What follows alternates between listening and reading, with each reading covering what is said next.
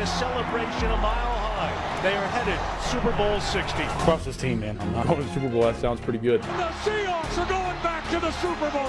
What our team's been able to do up to this point and how they've done it, it's just, we're just blessed.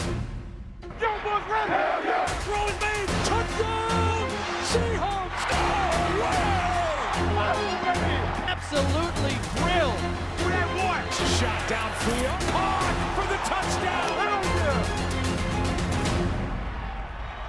After 144 days of football, we finally have our matchup for Super Bowl 60, and it is an appropriate number. Look at the odds on these teams in the preseason. For Super Bowl 60, they were each 60-1 to get there. It's the first Super Bowl in over 50 years between two teams that entered the year with odds that long. That's why I said it is the unlikeliest Super Bowl that we have ever seen. So, Dan, if you're going to get a quick big picture on it, here we're 13 days away from Super Bowl 60, but a quick big picture on it. You got Darnold on one side, you got Maye on the other, you got the two coaches, you got an interesting contrast in styles. Quick big picture on the Super Bowl. Yeah, advantage Seattle right now. Obviously, it'll be a defensive showcase between both teams, that both defenses are playing a high level.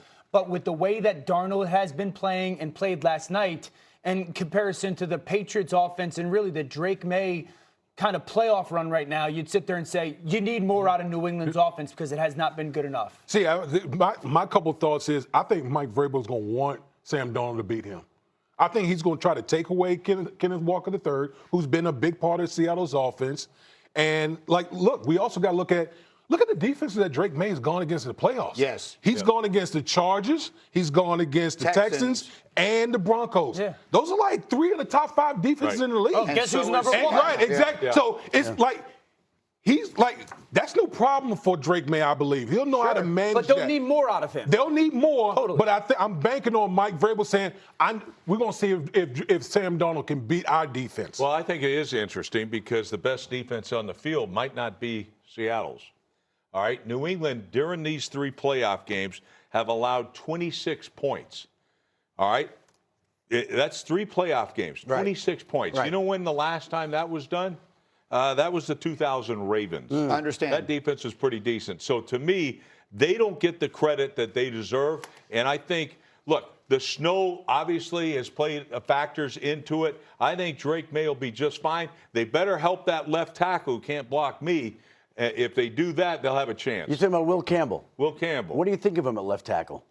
You know what I think Rex of him at left tackle. Rex does not have a high opinion on him. I think he'd be a hell of a center playing left tackle. Like, all things are relative, right? So Drake Maye has struggled in this postseason. He's gone up against, as you pointed out, three outstanding defenses. The Patriots' defense has been extraordinary. They've gone against three less than spectacular offenses, right? The Chargers were a shell of themselves offensively pretty much all year long. C.J. Stroud had one of the worst games that we've ever seen anyone play in the postseason. And yesterday, Jarrett Stidham hadn't thrown a pass in 2 years. So I'm not trying to take anything away from what the Patriots did. I'm saying let's see what they do against Darnold and Jackson Smith and Jigba and that offense. Yeah, and an offense right now that's hot, and an offense right now that is capable of doing whatever it wants, whenever it wants. The offensive line for Seattle played great. Kubiak was outstanding. They got two receivers that are big time, multiple tight ends. And now they have a quarterback that not only has this, at least from now or to this moment, a huge monkey off his back, but he's going to go into these playoffs into the Super Bowl as confident as a quarterback can be. Shefty, final word. Yeah, I just know that when the Seahawks and Patriots play in the Super Bowl, that when you're around the goal line, you hand off the ball. That's right. It is certainly a reminder, and we'll have it for you a little bit later. Take us back to the last time these teams played in the Super Bowl, one of the most famous plays ever made by Malcolm Butler. All right, we have much, much more on the NFL. We're practically wall-to-wall all morning long, but this weekend, huge event. This is the matchup we all wanted.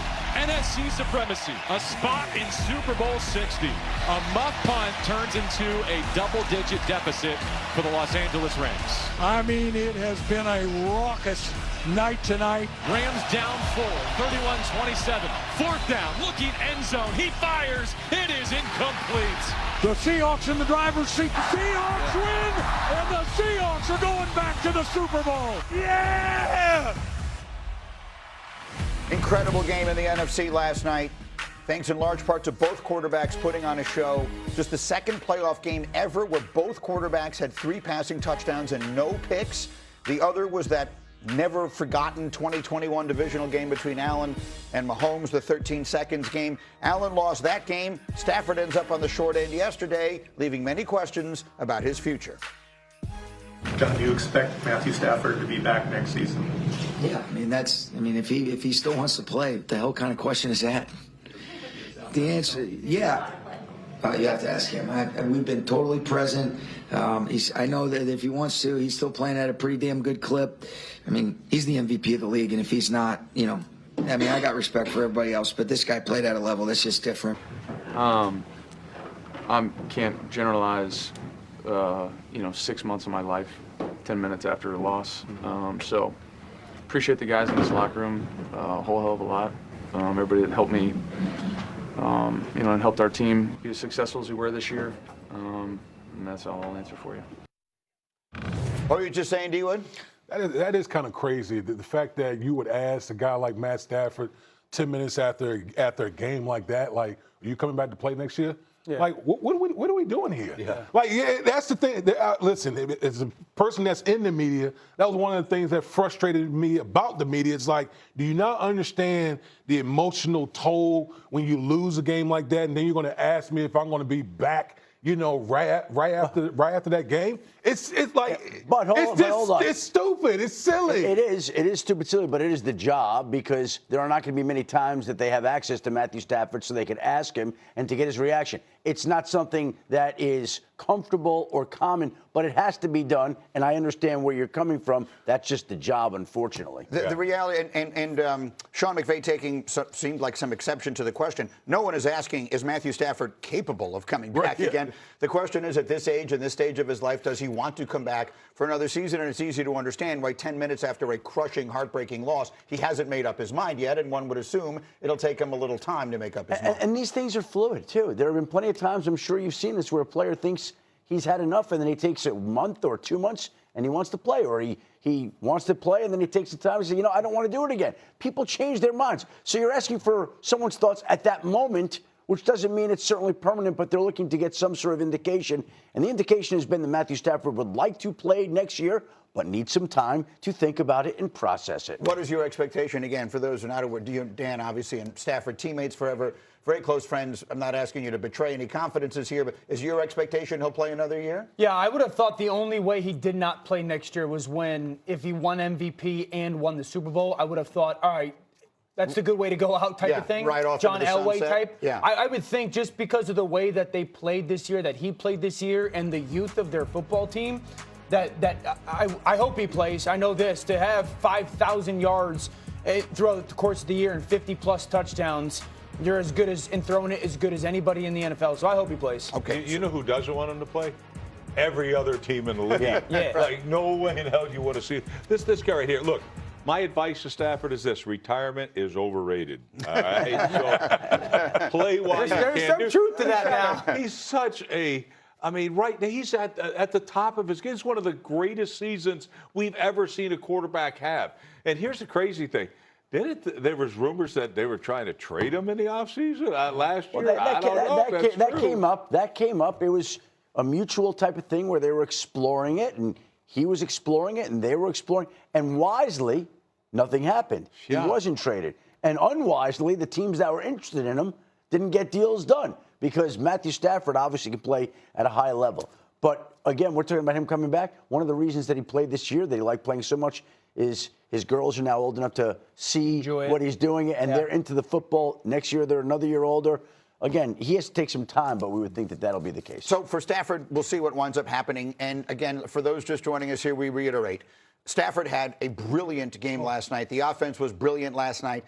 But for the last few months, and generally speaking, this team was let down by its defense and its special teams. Yeah, absolutely, Grinny. Look, this defense overrated as hell.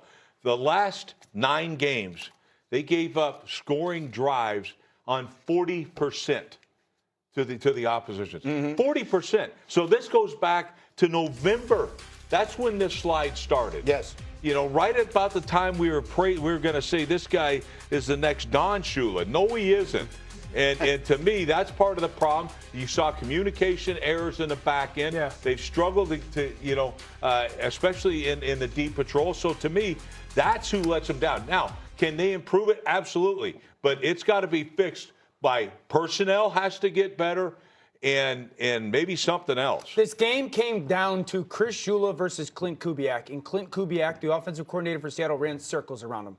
If I was a head coaching or a team that needed head coaches, he'd be on my short list now if he wasn't already. Clint Kubiak. Oh, my gosh. He was phenomenal Here's yesterday. the problem. If you didn't interview him before, you can't wait. You can't this week, and you got to wait till the end. Yeah. And now, how many of these teams with the 4 openings are going to be willing to wait 2 weeks to be able to potentially hire Clint Kubiak, at which point he'd have to assemble a staff when 9 other organizations are assembling staffs, and they're struggling to fill these positions. So the win yesterday helped Seattle get to the Super Bowl. That's exactly what you want and should have done, but it hurt his chances of becoming head coach. So I thought he was great. I think if you're the Rams and you go back to that 3rd and 4th down late in the game, they go on that huge drive, right? And you're sitting there and you're going, here he goes again. Stafford's going to go find a way to get that game-winning drive. One, I agree with the decision to go for it and go for it on 4th and goal. Who are we? We've got the MVP. We've got Puka Nacua, Devontae Adams. Who are we playing against? Our defense can't get a stop. Right.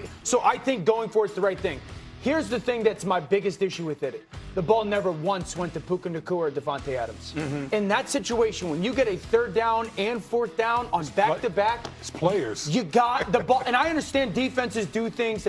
The ball has to, at one point, go to one of those 2 guys over the course of those 2 plays. It has to. So you're saying players over plays.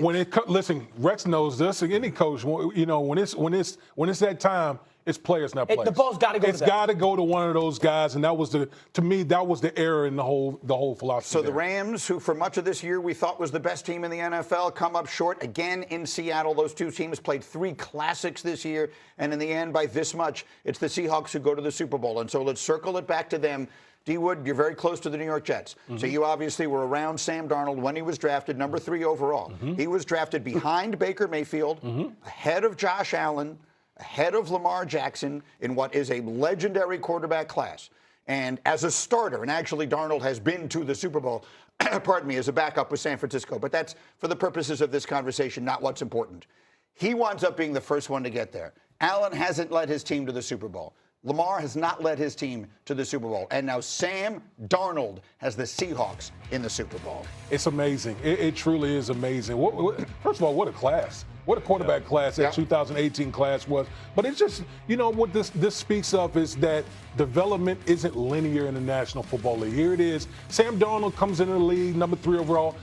I was watching him in training camp. They're like, this dude has all the talent in the world. Didn't have the proper infrastructure around him with the Jets. Then he traveled, then he moves on to the other couple of different stops. Obviously, when he lands in San Francisco, things start to pick up. Then he gets to Minnesota. That's when things start taking off.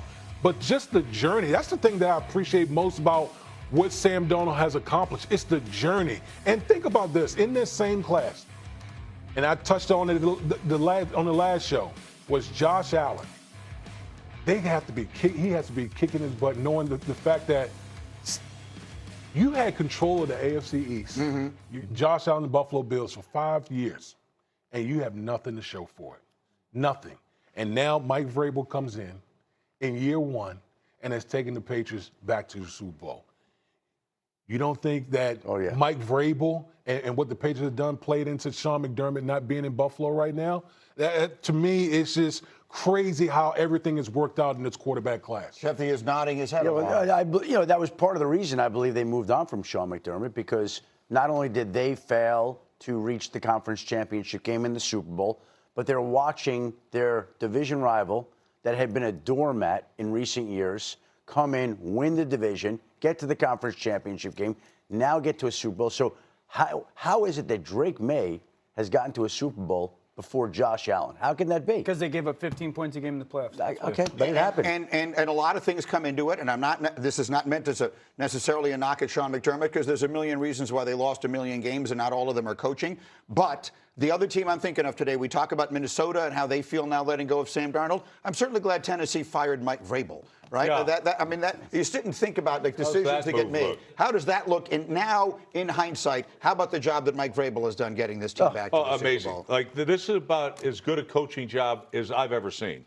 And this team's won 17 games. We realize that? 9-0 on the road. 9-0 on the road, 17 games from a team that won 4 the year before. And here's why when I say the greatest coaching job I've ever seen.